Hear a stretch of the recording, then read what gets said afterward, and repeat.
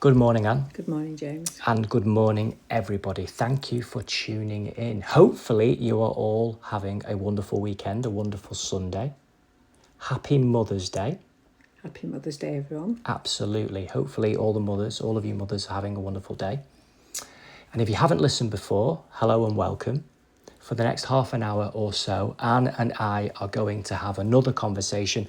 And like I always say, genuinely, we do not know specifically what we will discuss. That's true. We shall see where it goes. And genuinely, fingers crossed, you all enjoy listening. Brilliant. Are you happy to begin, Anne? I am, yes. Okay, great. Where would you like to start this morning? I'd like to start this morning about a book I'm reading. I haven't finished it yet. I'm just going towards the end of it now. Okay. But it's the book Spare, which is a biography of Prince Harry. Yes. I didn't buy it myself. In fact, you bought it for me, James. I did. So it's not one of my choice, and I don't like biographies, to be honest. I think it's an autobiography. An autobiography, yeah. I don't like them. I don't like autobiographies. I very rarely read them. But this one has fascinated me from the beginning. Yes, I thought it would. Yes. And to be clear, I haven't read it and don't know specifically what you have read. But I did feel, and I'm trusting that it is true, that you would find it intriguing, interesting, and enjoyable. I don't know about enjoyable, to be honest. Okay. I don't think it is an enjoyable book. It's about feelings. Okay. It's all about feelings. Okay, well, over to you then, Anne. His feelings. Yes. His feelings growing up. From birth, really, where he is actually the spare, what they call the spare. You have a heir and then you have a spare who would be able to donate organs to the whoever is the heir. So it's within, I'm not saying that's wrong or right, that's within the hierarchy of the royal family. There's many differences in all our own families, never mind that, the royal family. But it started for me with the funeral, with the 12-year-old walking behind the coffin of his mother. Right, and I remember it. And I think anybody of my generation who were around at that time were all horrified. Yes. Not only horrified at them walking, and I'm sure, and they would be being forced to walk behind that coffin.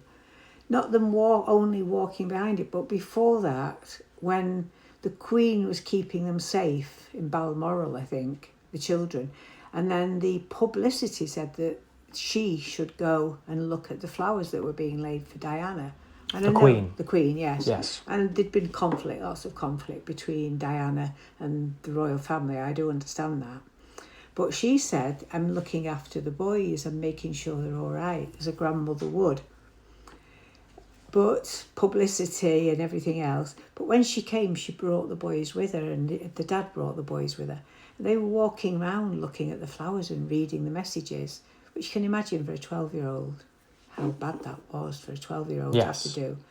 And I was a child myself at the time, and I can remember it. Yes. And imagine being the child yourself, maybe around about the same age. No, he's a lot older than you. But imagine that what he says was when he was shaking people's hands, because he still had to shake people's hands. Yes. And he said he couldn't understand why the hands were wet. Right. And then years later, he understood it was tears because they were wiping their eyes with the tears, with the hand. The tears. So does Harry talk about this? He talks about this in his book Spare. In his book Spare. Yes. He talks. It's all about his feelings and how it's affected him. Right. Growing up, and he never cried over his mother dying. Wow. And his dad woke him up in the morning and just said she wasn't coming back. Okay. So it's always been, it must have been very hard for both of the boys. Yes. But with him in particular, I think he denied it. He denied, and maybe nobody spoke to him about it, I don't know. But he always thought until he was in his late 20s that she'd just gone somewhere and was living somewhere and having peace, that she wasn't in that box. Yes. When he was walking behind. So there's all that side of it. But Mainly, it's to do with press Right. and publicity, which affects us all in Okay. life. So, truth. Yes. I think what I'm finding is it's the truth of the situation. So you feel it's tapping into a wider issue here, Much wider for myself. and it has stirred deep feelings Yes, within you. yes. About honesty. Right, Honesty. okay. Honesty about what is happening. We've got many things happening in this world at the moment. Yes. And this young man has fought for this country. Yes. He's done very, very physical training Yes. and passed with honours in it. And he says himself he's not the brightest one in the box, but he's worked hard and to Yes. fight this country and been held back in many cases by authority. So he's in one instance he did all his training, and then the firm, who were the royal family, pulled him back and said, you can't go. Right. So his life is fully controlled. Right, okay. And then when Meghan came along, she didn't understand this country. She didn't understand royalty. She's from America and she was living in Canada. And I think... America. No, she lived in Canada. Oh, yes, you are correct, yes. No, she was in Canada on Suits, doing Suits. Right, okay. I'm sorry, my bad. Okay. Yeah, so a completely different lifestyle. Although she was used to publicity, she wasn't used to the publicity here. So the point is that it has stirred a feeling in you that truth is amiss. 100%. From the media perspective. Lots of perspectives now.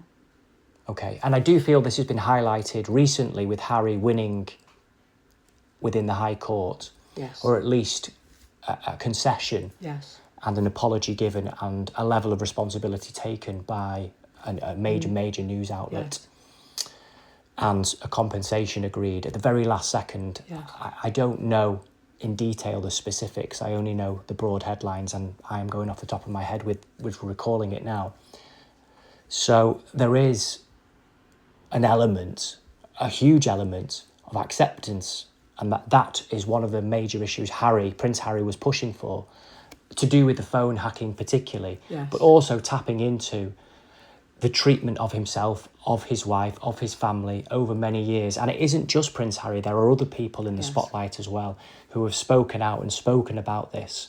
And I do feel it affects us all in our yes. everyday lives, both in terms of reading and digesting and partaking in the sharing of this information, but also, for better or worse, behaving in certain ways that is feeding this with each other monster, as well. Really, yes. around the world. It's worldwide. This press now is worldwide. We're not only waiting for a newspaper to be printed, it's instant that somebody's got a camera in the face. Yes. Or in our face maybe, that the camera's there. It's instant, it's actually being put out there. So there's no leeway, is there, for anybody to even say this is not true.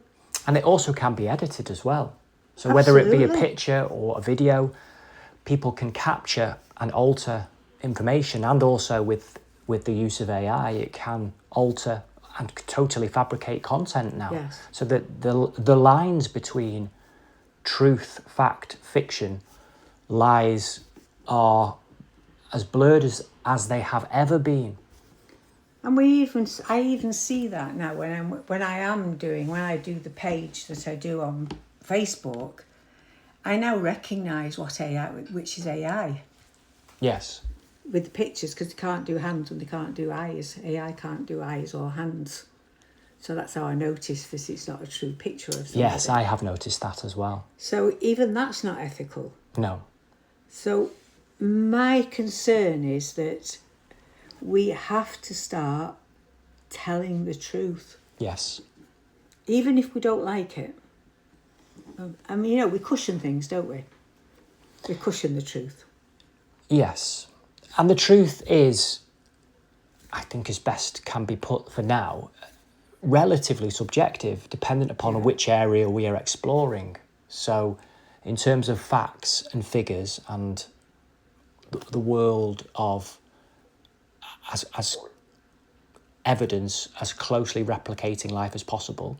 But there is also subjective truth and the truth of feelings and the truth of experience. Maybe a word that is embedded within this is a sincerity and an authenticity and an integrity, or 3 words rather than a word, that I feel are aligned within truth and have to be involved in it. And that could be umbrellaed in terms of the efficacy and the morality of truth, in terms of how we compile the information of truth and then the morality of how we convey that.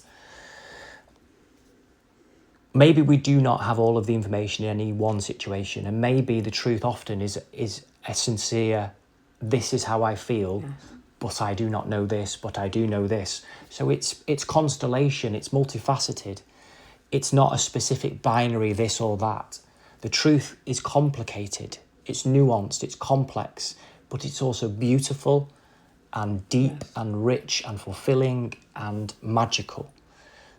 We've lost sincerity, we've lost compassion, we've lost integrity and dignity and honesty. And it isn't always trying to say, this is everything I know, I am right. Because truth can be wrong at times. And what I mean by that, that seems paradoxical. A truthful account could be truthful based upon a limited perception. The change of perception could alter the account, as in what we think about something, because new information, new ways of seeing things, or a new horizon, a new vista has opened up, and we see things from a different perspective that's altered and changed, sometimes radically, sometimes completely, the position that we think we hold. But that does not mean we were not truthful before.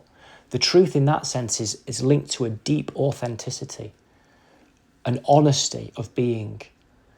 There is no deviation from this is how I genuinely feel. And therefore, we have got wrapped up in right and wrong. Right and wrong have a place and are fundamentally important for how we can conduct ourselves in the world. But truthfulness and being truthful, we can bring that into all of our lives, even when we don't have all of the information, because we can be truthful about that and say, we do not have all of the information. This is how I feel in response to what I have seen, what I know, and my own conscience.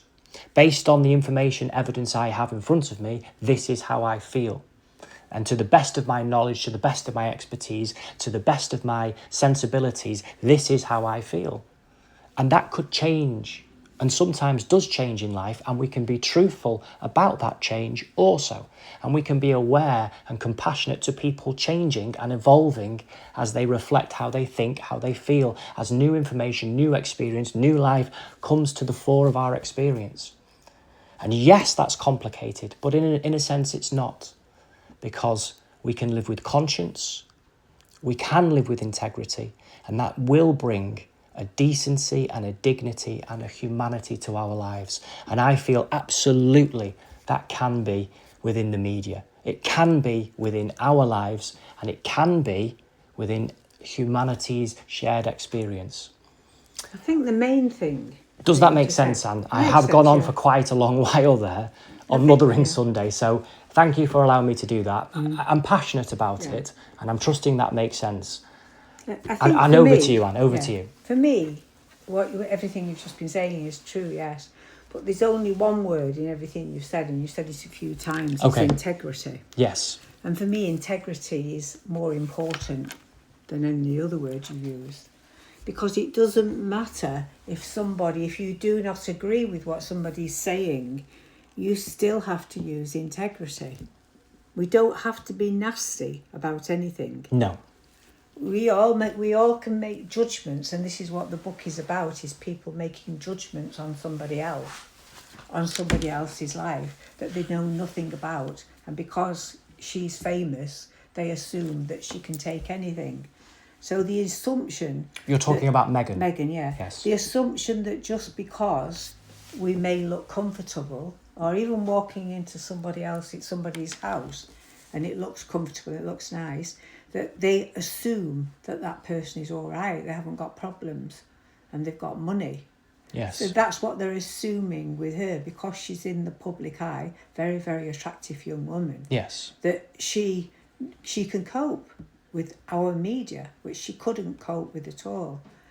But to be in the very first time that she's in the papers is to be racism.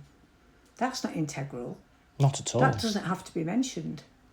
And as far as integrity is concerned, my reading of this book with Prince Harry is people may think this is all about him.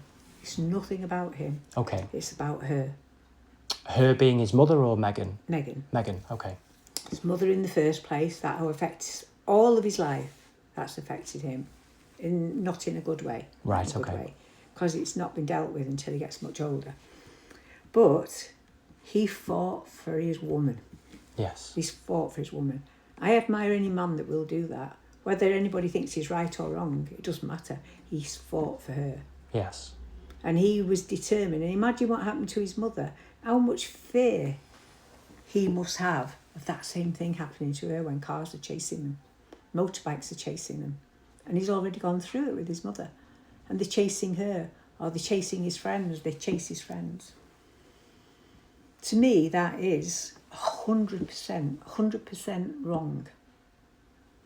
Interview somebody, yeah. If you say to somebody, the whole of the press can be present in an interview, why can't it just be done like that? Because it's not news. By doing things in a decent way is not news.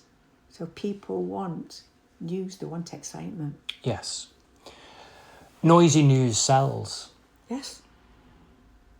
It does. Noisy news sells. So the more salacious, the more outlandish, the more scandalous the story potentially seems.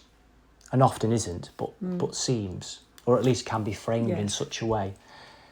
The more spectacular it is in its impact, at least immediately. And that has been exacerbated, petrol on the fire, with social media, with the clickbait machine that has come in, where people are consuming information piece after information piece, scroll after scroll after scroll, click after click after click, comment after comment after comment. It's a monster. It's a beast. And we have the opportunity, all of us, to say no more,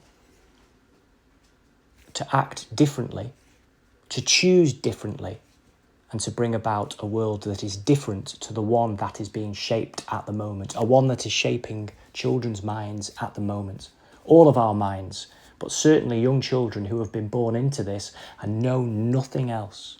Since their birth, they have been involved in this world, where their awareness has, from the earliest moments of self-awareness within the human realm, within being a human being, of being online and having an online presence, often pushed by parents. It's not the online part. Yes, okay. It's not the online part with this has bothered me. And I'm saying this now about children you've just been talking about. It's the videoing, the photographs that bother me more than anything else, because they're taking pleasure in somebody else's anguish. Absolutely. And I can't get my head around it. I can't get my head around that somebody, even a child, there's a child in the playground, is photographing other children hurting each other and videoing it and sending it round to people. Absolutely. And that happens every day in schools across this country and across the world when school is open. Somewhere, often in many places. Or a road accident. You've got a road accident, somebody's badly injured and people are taking photographs. Yes. That really worries me. It really worries me. I think what has the human race become? Absolutely. Are we animals? And animals don't even do that. They don't watch each other. They sort their problems out and they sort it out. There's nobody around taking pictures of them. An analogy would be closer to a robot rather than an animal. Yeah. For me, I think that would be more of an apt description. Not... But they're being robotic when they do it. Yes, as an analogy, it's more en route. It's more of a program, an automated response to capture information thoughtlessly, mindlessly, compassionate. Compassionate. Right. What's the negative word for compassion? Compassionlessly. Yes. Yeah, we got there in the end. Falling my way through that one. Have compassion. Thank you. Yes, people at music concerts who stand there just with their phone filming it, not enjoying the concert, not singing along, not dancing, but capturing it. And then it's more important that information is relayed on their social media account. People that get dressed up to stage a moment in their house that they film, that they share online, completely staged, not authentic, not spontaneous, not reflecting life. And to be honest, such a moment, is it really necessary that it be shared with everybody else? Does it lose its magic the moment that it is shared? That's rhetorical, I suppose, for now. It loses its magic immediately, but the point is that when I see an incident, it might be and somebody's had an accident, somebody's in a fight. What I'm seeing is it's not the actual videoing it, photograph of it. It's my worry is that the person who is doing it has no compassion for the person who's being hurt.